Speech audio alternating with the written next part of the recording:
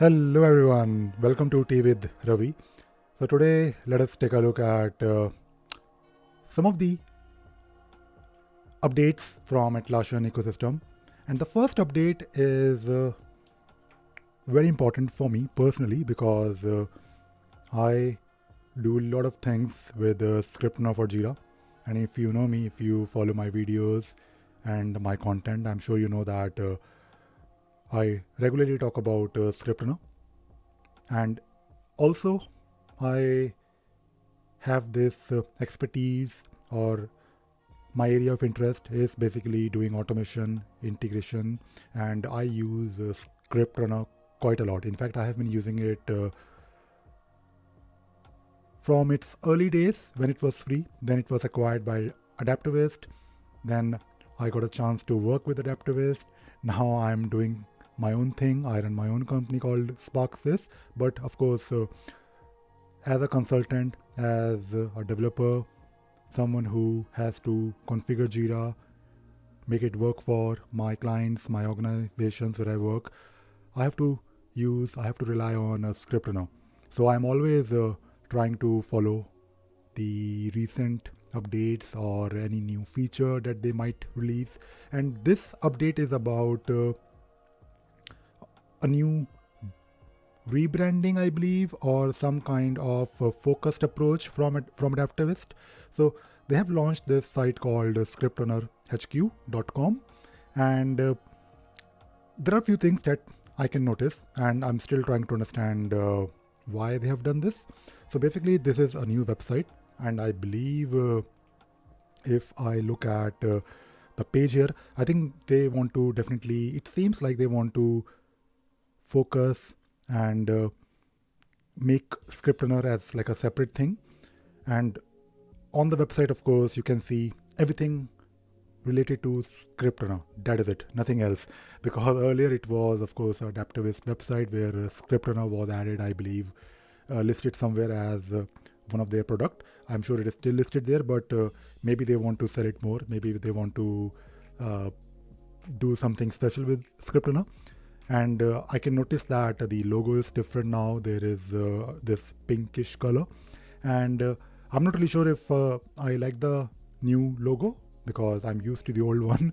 And personally, I don't really think these things matter a lot because ScriptRunner is a very good tool, utility for administrators, developers who want to get the most out of Jira. Of course, this is true for data center. There is also this ScriptRunner version on cloud where you can do things, but you're limited by what REST API has to offer. But at least you can write scripts.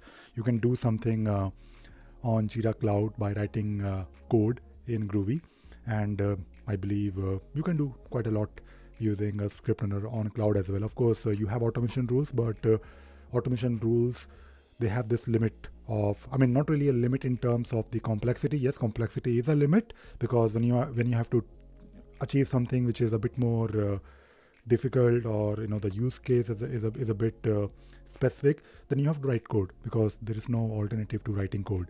But this is interesting. I will of course monitor this, and I thought I'll probably share it with everyone. You can also read this blog post, by the way, and don't worry about the links and everything because I will share the link in the video and also in my podcast, so you can just read these updates whenever you have time or whenever you get a chance. So I will share the link to this announcement blog post. I hope that they will improve the documentation because I do work with a lot of administrators where they struggle. They find it a bit challenging to use ScriptRunner, and it is definitely something that can be improved. I mean, documentation side, there is a documentation and it is great, but it is not really for everyone. At the same time, whenever someone approaches me for ScriptRunner training or they want to learn ScriptRunner, of course anyone can learn anything, but of course you have to spend some time maybe learning programming if you have no programming experience, or if you have already some programming experience, then you have to get your hands dirty. So learning ScriptRunner is not really always straightforward and a piece of cake for everyone. So documentation can definitely be improved. some guides, some more guides can be added, and I'm sure Adaptivist team is doing this already, but I hope that they continue to focus more on the documentation side, like onboarding new users or people who, not when I say users, I'm talking about anyone who is trying to use Jira with ScriptRunner. The second update is actually really, really exciting. Now, I'm trying to go to Las Vegas for Team 23, and most likely I will be there. Let us see how it goes, because for me, going to Las Vegas for a week is not very easy, but I'm trying. Most likely I will be there, and I've never been to any summit or any Team 20 team kind of events. Like now they call it as Team 23, but it used to be called as Summit. It's like a big conference. And when you go to these big conferences, of course, you get to meet a lot of people, networking. You can find potential clients or someone who is trying to maybe do something with Jira. There are different sessions, there are trainings, and it is exciting because you get to meet a lot of people who are doing something similar, and or maybe who are involved with Atlassian ecosystem. But usually when there is a summit or this big event, there is some famous talk or session from someone. And this time there is this session from James Cameron, and we all know him. We all seen movies like Alien, Terminator, Titanic. I don't really think I've seen Titanic. I know the movie. I've seen it in bits and pieces, but Titanic is probably not the kind of movie for me. But anyways, we all know about these movies. Of course, Alien is actually one of my favorite movies, along with Terminator. And I believe this session is about doing or creating the impossible, which is definitely true, because the kind of movies he has made, it is amazing, right? Look at Avatar and the second part of it, which I have not really seen yet, but I will definitely try to watch it somewhere. But the thing is that when you hear these people who have done extraordinary, you of course get some motivation, but more than motivation, you also get to know more about how they approached that particular problem or that particular vision of theirs, and how they were able to achieve it. I remember when I went to the ITSM event in December, there was a session from will.i.am, the famous songwriter, musician, and it was amazing. It was amazing for me to see him. Of course, he was talking about music, but he was also sharing how he was, how he created those wonderful popular tunes and songs. And I was surprised to see him very comfortable with his Mac, because he was using one software for, I believe, mixing or producing music. It was amazing. So it is always good to hear live from these famous personalities and people who have achieved a lot. So looking forward to his session if I go to Las Vegas. The third thing is about the ACE event. So now things are opening up, and I think I did mention this, that I went to the London ACE event. Now I went there last week. It was on Thursday, and the session was, not just one session, but there were 3 sessions from people who did something with ITSM. Now, 2 sessions were actually about using Jira Service Management for solving a problem, and it was good. It was good for me to see or attend those sessions, because I do those things every day. But I also met there was these 2 wonderful people from AppsVio, and they have built a lot of apps, or some apps, I believe, and they also got funded by Atlassian. So I spent like few minutes talking to them. I also attended their session. It was great. It was fun, and I also met old colleagues and some new people. It was good. It was good session for me. Usually I try not to attend too many sessions or too many events, not sessions, events, because it is time consuming. But whenever there is an ACE event, I try to go, and I think we all should try to attend these events. And of course, I am always looking for opportunities where people or these ACE leaders, if they're looking for speakers, I love to speak at these events. In fact, I did one talk at not London, but Maidenhead event. I think it was in November or December last year. So it was great. I did this talk on automation options in Jira. Now, I tried going to Berlin, but I couldn't because I was a bit occupied. There was this event called Atlassian Unleash, and this event was actually about DevOps. So the focus was DevOps. The London event was on ITSM.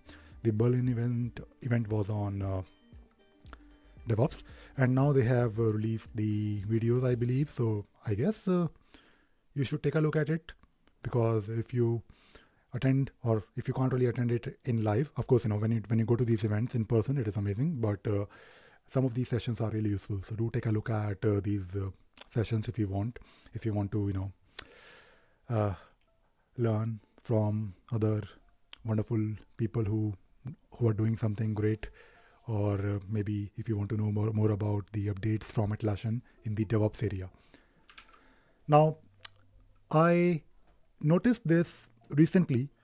This next update is about Jira Service Management for team managed projects. Now, personally, I am not a big fan of team managed projects because first of all, they are good because you're letting the project admin configure the tool, not the tool, but the project the way they want, because they can create their own fields and everything.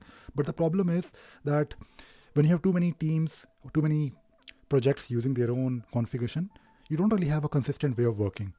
You don't really are following like one common process, which is fine, but you should use team managed projects only in those specific cases where there is a team who is working in silo and they have absolutely nothing to do with other teams, or maybe there is a team who is doing something really extraordinary and special and they need their own set of customizations, but don't really use team managed projects for each and everything in your organization, because it can cause problems, because you will have absolutely no way to consistently report on the progress of your common initiatives and goals.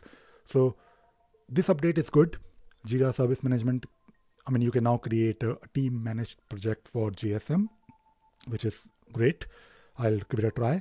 And at the same time, I would say that be careful when using team managed projects. First, understand what you're trying to achieve.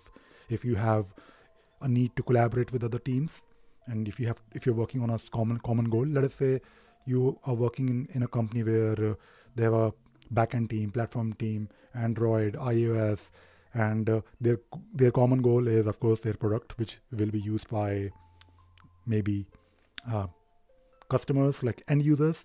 So you're basically working on common goals and you need like a consistent way of working on something. But if in that particular organization they have, let us say, a marketing team, and that is it, just one marketing team, then in that case, their marketing team can definitely use team managed projects, because it will give them a bit more control over the project, because they are, in a way, of course, they are working in line with the other tech teams, but they still are not supposed to report like other dev teams. So maybe they can use team managed projects. So don't really use team managed projects randomly. It is very important when you start using Jira, or when you're using Jira, to work on these common standard configurations and define it across your organizations, because that would be your process. Now let us talk about the video of the week. Now today I want to talk about not one but two videos. Now last week I made this video called Earning Money from Jira. Some people actually messaged me that it's a funny thumbnail. Yes, it is a not thummy, but it's a funny thumbnail because I made these dollars fly around me, but I wanted to, of course, catch attention. I wanted to make sure that people watched this video, because why not? I want people to watch my videos or listen to my podcast, and it is, of course, very important that you try to capture attention. Of course, this video is something which will help everyone, because I wanted to share my ideas. I wanted to share how I have been earning money. It is not really about earning money, but I have been able to build a successful career around Atlassian tools. So do watch this video. You will find the link, obviously, in the description. But If you want to earn money from Jira, it could be maybe you are looking for a job, or maybe you want to become a freelancer, or maybe you want to become a Jira trainer, or maybe you want to start your own company. I've basically shared some ideas. The next video is actually something which not many people realize, but it's a problem in Jira dashboard. Now in Jira, of course, we can all create a dashboard. It is great, right? But especially when you create a pie chart, in pie chart, of course, you have the option to configure, let us say you want to see the status, the breakup of the status, or maybe you want to see the breakup of assignee. Now let us say if you create two pie charts of two different filters or projects and you display it on the dashboard, the color of your pie chart or the colors in the pie chart will be different. For example, in one pie chart your in progress would be in yellow color, in another pie chart your in progress would be in red color. So it is annoying, and it is not, of course, really not the best thing to do in Jira when you're looking at two pie charts together. And there is a feature request. I know that we can use EasyBI. There are some apps that we can use, but at the same time, I think it's a very basic thing that Atlassian should do about their pie charts. And that is it. That is it from today's session. I hope you enjoyed watching or listening to this podcast. Yes, I do have a podcast because sometimes if you are just traveling and maybe if you're in a train and you just want to get updates, you can also listen to these podcasts that I post on Spotify, Anchor, or Apple. So that is it. That is it for this week. I hope you enjoyed watching this or listening to this session and you learned something new. Thank you very much. Bye bye.